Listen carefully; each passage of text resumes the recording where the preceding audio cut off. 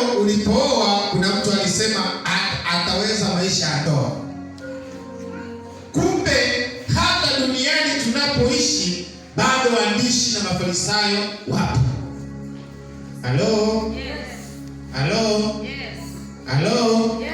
Si kama unanielewa. Hata waandishi bado kwenye dunia hii wapo. Yesu ameanza kuzungumza na huyu aliyekuwa amepoza, wenyewe wakajaji wakasema, ni nani anayeweza kuzungumza maneno ya namna hii?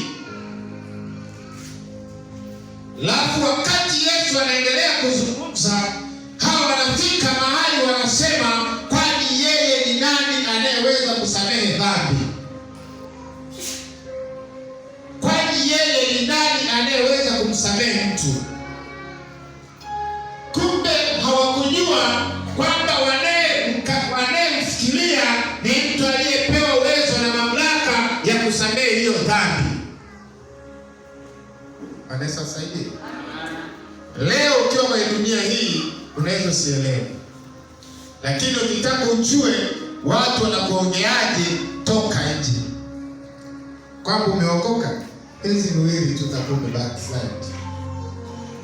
Nene anasema kwamba umeokoka, hizi miwili tunampa. Ikiisha wanaongeza mingine mitatu. Ikiisha wanaongeza mingine 6. Mwisho wa siku wanachoka, wanasema hakika kweli ameokoka. Haleluya! Kwa sababu wanapokutafuta ulipokuwa, wanapotafuta historia yako, wanapata historia yako imebadilika. Wanapata tabia yako imebadilika. Wanapata maneno waliokuwa yanaachiwa kwa kulisha toka upande huu. Wanasema hakika ameokoka. Wanaweza kusaidia.